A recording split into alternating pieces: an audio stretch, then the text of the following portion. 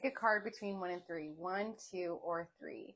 This is your weekly tarot reading for April 7th to April 14th. Bearing in mind that April 8th is the eclipse in Aries. So we are officially, but now we're officially in some very, very heavy energy.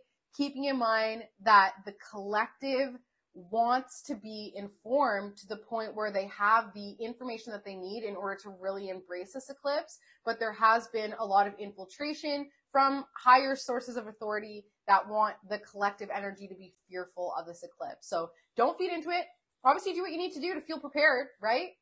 And secure, but not from a place of fear, but from a place of skepticism. Being like, what are they gonna do, right? All right, if you chose card number 1, okay, this one actually is a little bit of a threefold. I had to continue to pull cards for it. It is the Two of Wands. It is talking about anxiety. So there is some energy this week where, even as I said that, there's something that moved over there. Like, that's under a bed. Like, that's creepy. Anyway, so this week is causing a lot of anxiety, probably because you're seeing things that may or may not even be there. And the reason why you're seeing things that may or may not even be there is because the line is so thin, right? When it comes to your subconscious, what you're able to see from different like timelines, different energy, different parallels, you're able to see and tap into things and spiritual energy that other people are not. And it's causing anxiety because it's like, am I crazy? I swear I just saw a butterfly in the corner of my eyes, but it's winter. Like, things like that can actually make you feel like you're going crazy. And the thing is good. You do not want to be the sane person in this world because this world is crazy. So you being crazy is a natural response to this world, okay? Your anxiety comes from a place of conflict from the past. There was conflict in the past, definitely your childhood, when you were pure, when you were innocent, when you would fight for yourself, when you would fight for the things that would make you feel anxious, you would question them like a child. When a child is feeling upset or anxious or uneasy, they cry, they fuss, they make it known that something is not right. And then our parents and our authorities shut it down. And then here we are, 40 years old, getting anxiety and not knowing what to do with it. So we're taking pills to mask it. I digress.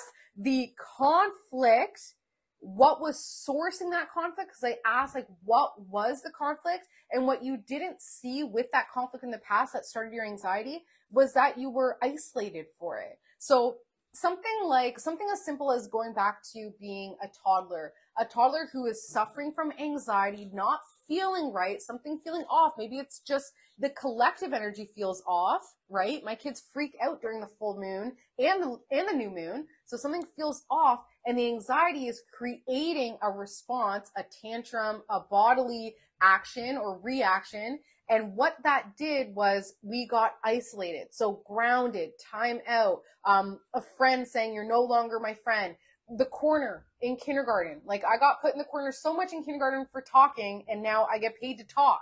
You know what I mean? So it's a hard kind of inner conflict that we're struggling from. And that is creating anxiety. And this week it will be that huge awareness that your anxiety is sourcing from an experience, a conflict that is now creating an inner conflict because when you were feeling anxiety, you were isolated. You were put into a corner or you were put alone in isolation to work through these emotions and this anxiety by yourself. And of course, we can't. That's why therapists exist. We need others in order to understand who we are, right? It's the whole point. Okay, so this week, there's anxiety stemming from a conflict in the past that isolated you when you wanted to fit in, and now that energy is coming back up to be cleared. All right, if you chose card number 2, we have support this week is allowing you to create a new beginning when it comes to something that you have been fighting for. So I love the 7 of Wands so much because for many reasons. 7 energy, as you know from last year, from 2023, that was a collective 7. So everybody was a lot more introspective. Like, I know so many people were doing their own readings, like learning more Reiki, like they got really, really spiritual. A lot of people last year kind of burned down their old lives and started something new. They had to, right? They had to quit. They had to make these shifts and changes. So that 7 energy basically gets to a point where it's also like kind of like Aquarius energy or Uranus energy, in which we have to bust down what we feel is our foundation in order to basically be that wise teacher. I have a 7 best friend, and she is about to experience something on her 10-year anniversary of a near fatal car crash. 10 years later to the day, this month, 10 years later to the day, she's buying her home with her family, with her new husband and her 3 beautiful kids. When 10 years previously, she was almost, like, I'm pretty sure she was like almost pronounced at the scene, right? So things like that, 10 years later, that's 7 energy, where only a 7 could now, she's that wise teacher to be like, don't give up. You know, yeah, it looks like hell right now. Don't give up. I swear to God, on the other side is your heaven. I swear to God. That's that 7 energy. So this week, we're going to see that support when it comes to starting something new based on that 7 energy of saying, if you put in the work, you will be rewarded. If you just keep, it might take 10 years, but wouldn't you rather 10 years than never at all? I would rather know that in 10 years, everything will be my dream life than it never coming, because that is devastating. So this week, remind yourself every second that you are supported. Start something new that is based on an investment that you've been putting into your foundation, whether it's your health, whether it's your wealth, whether it's your life, whether it's your family, right? Now's the time this week to recognize that you can start something new because you did that work, because you put in the time and you fought for it, and you are definitely supported. So congrats. All right, card number 3. This card is face down, meaning that it's something quite blocked in your subconscious, and it is the Queen of Wands. So this is a female energy, Leo, Cancer, Scorpio. This person has such an open, generous heart. And unfortunately, because of the fire and the passion surrounding them, we can't really get close. You know what I mean? Like, you know, when you're by the campfire and you see like those coals that are so beautiful and they're glowing and they're like pulsing with life and with this energy, you want to touch it, like you want to hold it in your hand, but you know how dangerous it would be. You can't touch it with your bare hands.